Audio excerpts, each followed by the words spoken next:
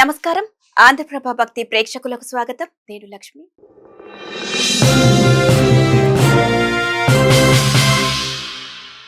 తిరుచానూరులోని శ్రీ పద్మావతి అమ్మవారి వార్షిక కార్తీక బ్రహ్మోత్సవాలకు సర్వం సిద్ధమైంది. నవంబర్ 17 నుండి 25వ తేదీ వరకు అత్యంత వైభవంగా జరగనున్న ఈ ఉత్సవాలకు నేడు శాస్త్రోక్తంగా అంకురార్పణ జరిగింది. అంకురార్పణ సందర్భంగా ఈ రోజు ఉదయం 8 గంటల నుండి మధ్యాహ్నం 12 గంటల వరకు ఆలయంలో లక్ష కుంకుమార్చన నిర్వహించారు.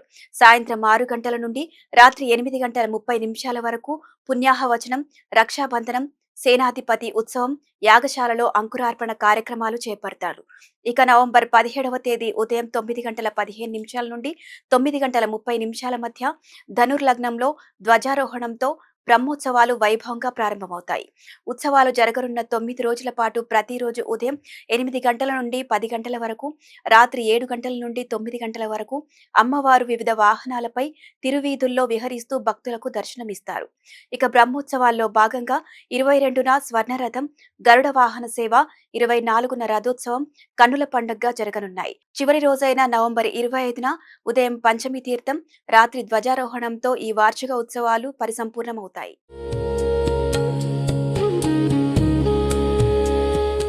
శుక్రవారపు తోటలో ఉద్యానవన విభాగం ఏర్పాటు చేసిన పుష్ప ప్రదర్శన, శిల్ప కళాశాల ఏర్పాటు చేసిన శిల్పకళా ప్రదర్శన, ఆయుర్వేద ప్రదర్శనను ఈవో అనిల్ కుమార్ సింఘాల్ ప్రారంభించారు.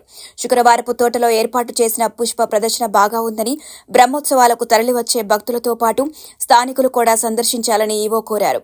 పుష్ప ప్రదర్శనను ఏర్పాటు చేసిన ప్రతిమలు పలువురు భక్తులను ఆకట్టుకున్నాయి. ఈ సందర్భంగా ఈవో అనిల్ కుమార్ సింఘాల్ మీడియాతో మాట్లాడుతూ సోమవారం ధ్వజారోహణంతో అమ్మవారి బ్రహ్మోత్సవాలు ప్రారంభమయ్యాయని చెప్పారు.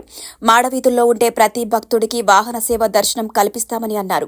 బ్రహ్మోత్సవాల సందర్భంగా అమ్మవారి దర్శనం కోసం వచ్చే భక్తులందరికీ మూలమూర్తి దర్శనం చేయించేలా చర్యలు తీసుకుంటున్నామని తెలిపారు. బ్రహ్మోత్సవాల్లో ముఖ్యమైన గజ వాహన సేవ, పంచమీ తీర్థంకు భక్తులు పెద్ద సంఖ్యలో తరలివస్తారని, ఇందుకు అవసరమైన భద్రత, ఇతర ఏర్పాట్లకు సంబంధించిన ప్రణాళికలు సిద్ధం చేశామని అన్నారు. పెద్ద సంఖ్యలో భక్తులు అమ్మవారి వాహన సేవలో పాల్గొని అమ్మవారి అనుగ్రహానికి పాత్రలు కావాలని కోరారు.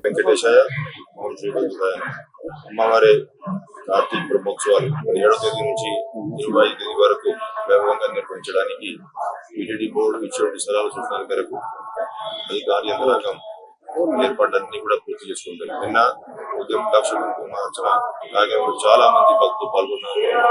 తీసుకోవడం జరిగింది. బాగా పకడ్బందీగా సక్సెస్ఫుల్ గా శాస్త్రపరంగా ఈ కార్యక్రమం నిర్వహించారు. అదేవిధంగా నిన్న సాయంత్రం అంకురార్పణ కార్యక్రమం కూడా అర్చక స్వాములు సాంప్రదాయబద్ధంగా పూర్తి చేయడం. ఇవాళ ఉదయం ధ్వజారోహణ కార్యక్రమం సరైన సమయంలో ఆగమోక్తంగా అర్చక స్వాములు అంతరంగా పూర్తి చేశారు. ఈ సందర్భంగా ఇప్పుడు మనం పుష్ప ప్రదర్శన అంతా కూడా వస్తున్నటువంటి భక్తుల కోసం అలర్ట్ చేసుకుంటుంది.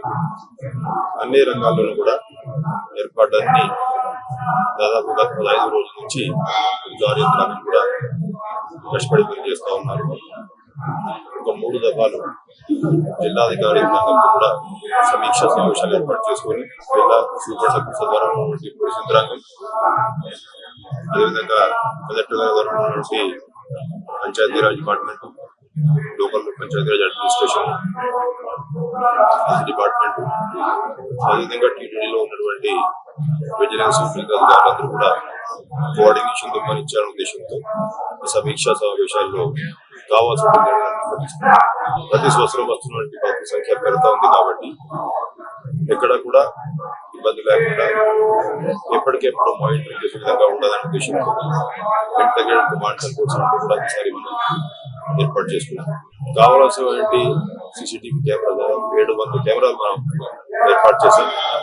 ఆ కెమెరా నుంచి వచ్చేటువంటి ఫీడ్ ఎప్పటికెప్పుడు రియల్ టైమ్ గా మానిటరింగ్ చేసుకుంటూ ఆ కమాండ్ కంట్రోల్ సెంటర్ లో అన్ని డిపార్ట్మెంట్ ఫిషింగ్ అధికారులు కంటిన్యూస్ గా డ్యూటీలో కూర్చోబెట్టి వస్తున్నటువంటి ఫీడ్ ఆధారంగా, అదేవిధంగా భక్తులు ఇచ్చేటువంటి సలహాల సూచనల ఆధారంగా, మీడియా సోషల్ మీడియాలో వచ్చేటువంటి వార్తల ఇన్ఫర్మేషన్ ఆధారంగా ఎప్పటికెప్పుడు కావాల్సిన చర్యలు తీసుకోవడానికి అందుకోసం ఉన్నారు.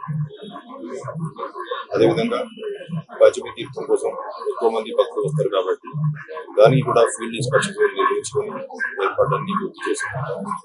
కావాల్సిన అదేవిధంగా ఫ్లోరల్ లైట్లు, డెకరేషన్ పనులు ఇవన్నీ పూర్తి అయినాయి. పోలీస్ బందోబస్తు కూడా 10 మందికి ప్లాన్ చేశారు. దాదాపు 1700 మంది ఆ రోజు సెక్యూరిటీ స్టాఫ్ ఉంటారు. 1100 మంది వరకు బిజినెస్ స్టాఫ్ ఉంటారు. అవసరమైనటువంటి శ్రీవారి సేవకు డిపార్ట్మెంట్ పూర్తి చేశారు. మెడికల్ డిపార్ట్మెంట్ నుంచి కావాల్సిన మెడికల్ పారామెడికల్ స్టాఫ్ కూడా ఉంటారు. ఇక్కడ కూడా సామాన్య భక్తులకు ఇబ్బంది లేకుండా వస్తువులు వంటి మిగతా వారికి దర్శనం చేయించుకుంటున్నారు. అదేవిధంగా 20వ తేదీ సాయంత్రం గవర్నర్ రాష్ట్రపతి రావడం జరుగుతుంది కాబట్టి దానికి కూడా ఇవాళ జిల్లాధికారులు రంగము అదేవిధంగా టీటీడీ అధికారులు కూడా డిఎస్ఎల్ నిర్వహిస్తా ఉన్నారు. రాజన్ గారి ప్రోగ్రాంలో ఇక్కడ కూడా సామాన్య ఇబ్బంది లేకుండా టైమింగ్ కూడా ఫిక్స్ చేసుకోవడం జరిగింది. ఎట్లాగానే ఏ విధంగా అయితే మనం తిరుమలలో శ్రీవారి బ్రహ్మోత్సవం బాగా సక్సెస్ఫుల్ గా నిర్వహించడం జరిగింది, అట్లాగానే కోఆర్డినేషన్ తో అధికారులంతా ముందు కూడా గుర్తు చేసుకొని వస్తున్న వంటి పద్ధతికి ఏ మాత్రం ఇబ్బంది లేకుండా ఎక్కడ కూడా విఐపీ మూవ్మెంట్ వల్ల వాళ్ళు ఇబ్బంది పడకుండా పగడబంది చర్యలు కాబట్టి వస్తున్న వంటి భక్తులు సంతోషంగా టికెట్ చేసినటువంటి ఏర్పాటు ప్రకారం అమ్మవారి దర్శనం చేసుకోవడం, అమ్మవారి ఆశీస్సులు పొందడం, అదేవిధంగా ప్రభుత్వం పార్టిసిపేట్ చేసుకోవడం జరుగుతుంది. కాబట్టి వస్తువులంటే భక్తులందరూ కూడా టీటీడీ ఎప్పటికెప్పుడు సూచనలు పాటిస్తూ అమ్మవారి ఆశీస్సులు పాత్ర కావాల్సింది చేస్తారు. అలంకనీకం గురుతీర్థమేకం సభా సముద్రం శిరసా నమామి. గోత్తమస్య దేవతా సార్వభౌమస్య శ్రీమదఖిల అండకోటి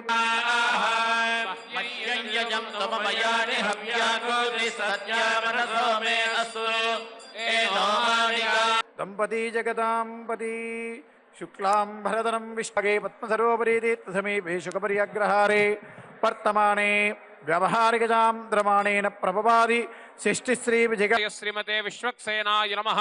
స్వామిన్ సర్వజగన్నాథ యావత్ పూజా వదంతి స విశ్వక్సేనాన్నయంతి యో ద్వేష్టియంత వయన్ విష్మః స విశ్వక్సేనా విమృషిదా హవే.